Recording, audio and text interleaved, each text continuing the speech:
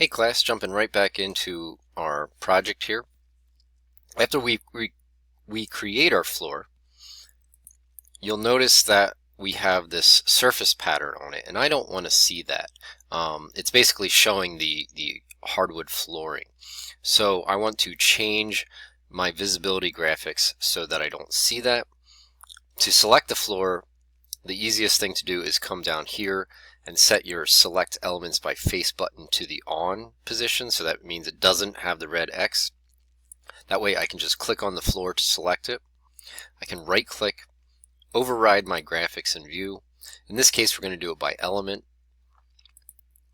and we're going to say that the surface pattern, we're going to uncheck visible, hit OK, and that pattern goes away. Now we're ready to create our basement plan. Our basement plan, our walls align with that same edge of our floor. So now that we've done that, we can jump into our basement plan, fairly quickly create our basement plan, and then move on to the rest of the project. But as you can see, we do not have a basement plan. So we have to create a new plan or a new level. So just like last week, we go to a elevation view. So here's our south elevation, and you can actually see here that there's that offset from our exterior face of our building to the core or the face of our stud where our floor is. And we are going to create a few levels. Well,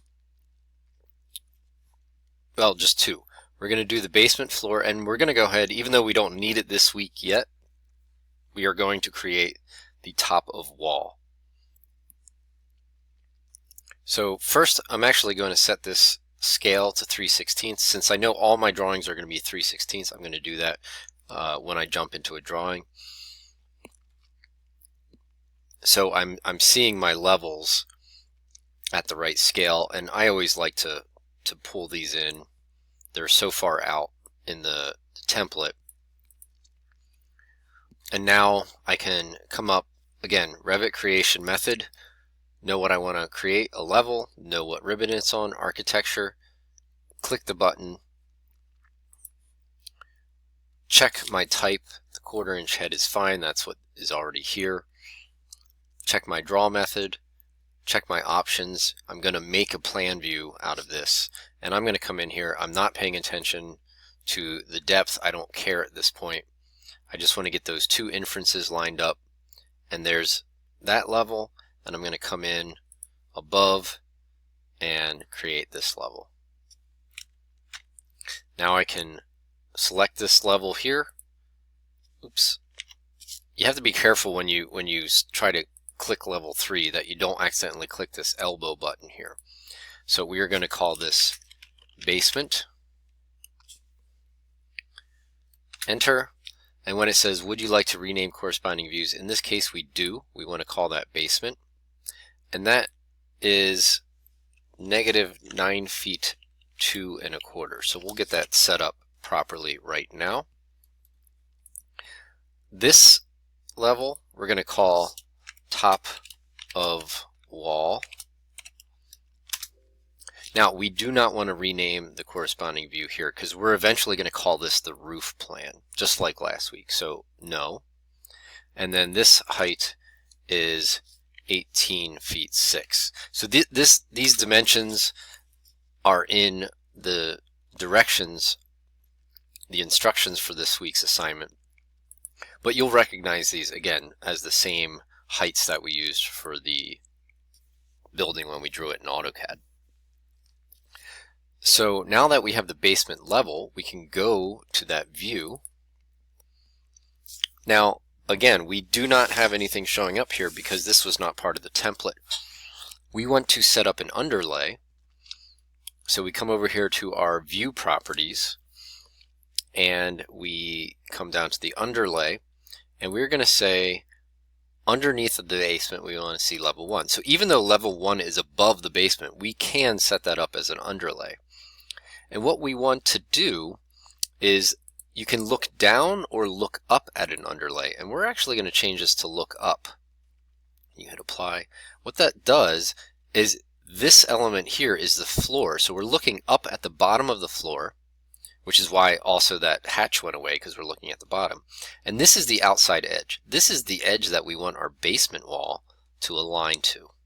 So now we have something, a reference, that we can align to.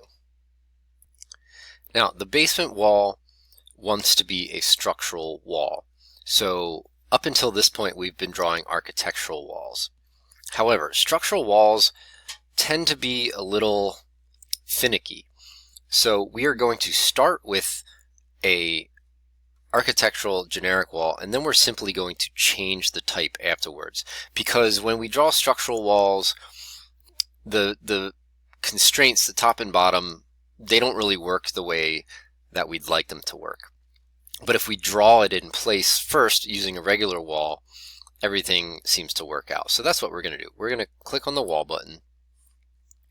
We're going to change our type to generic 8-inch, because we are going to have, it's going to be an 8-inch wall, only it's going to be a structural wall. So we'll do that later. So we're going to check our options. We're drawing with a line. And actually, this one, we can pick the line. So we'll use that tool. And actually, I skipped ahead. I need to come back here. My finished face is exterior. My base constraint is basement. My base offset is -4 inches. And that's because the bottom of my foundation wall needs to be at the top of my footing. The bottom of my slab is at the top of my footing. So the slab is 4 inches thick, so we need to offset the bottom of this wall by 4 inches so that it touches the top of the footing. And that'll be evident when we look at this section. So our base offset's -4 inches. Our top constraint is up to level 1 with the top offset of 0. And we're going to, again, check, we're going to pick lines. We check all this, this is correct. And we come in here and we pick this line. Now it flipped that, or it put it to the wrong side, so we want to flip that. And it seems to me like it's picking the wrong side. But that's fine. I'm just going to flip it every time I pick this line. And we want to pick this line because we want it to be locked to that line. There's other ways to get these walls to lock to this line, but we're going to use this for now.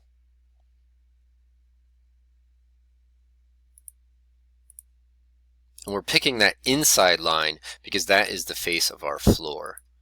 So we're picking these and then we're flipping them to the side that we want them to be on. So now you can see that looking up at the first floor, the exterior face of our basement floor aligns with that floor. So that's all done. What we want to do now, I'm going to hit escape to get out of my wall. Well, first, again, I always like to check to make sure that what I did was what I thought I did.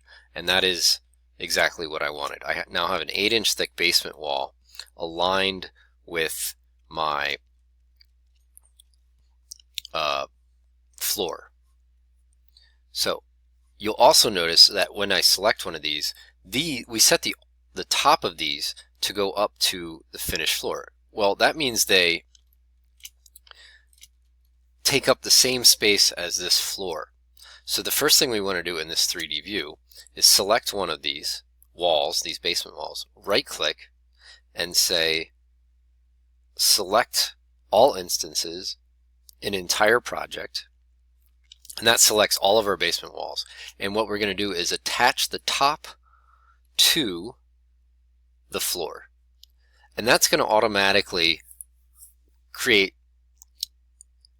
an offset. Now it's not really creating an offset. Oh, we got to fix that wall. That wall's not aligned. It's not really creating an offset. As you can see, there's no top offset. It's simply attaching the top of this to the bottom of this. So they're still constrained to the floor, but they're attached to the bottom of the floor. So let me go back into my basement plan and fix that one wall there. That's this wall here. We're just going to flip that. Oh, that one's still incorrect. So Here's a good opportunity to use my Align tool. So that's the Modify tab, Align, or you can just press AL, and I want to align to this line, this face. Of course it's not going to work. I need to go to tab into that line and do that face, and now that wall's in the right spot. So I had to fix that.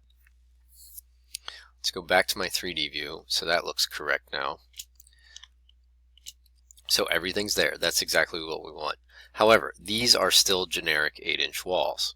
So what we're going to do is, again, right click, select all instances in entire project. So we select all of our basement walls. And now we're going to change these to a foundation wall, but the only one that we have is 12-inch concrete. So we're going to set that for now. Then we're going to edit type, and all we have to do with this is change it to edit the structure, change it from 1 foot thick to 8 inches.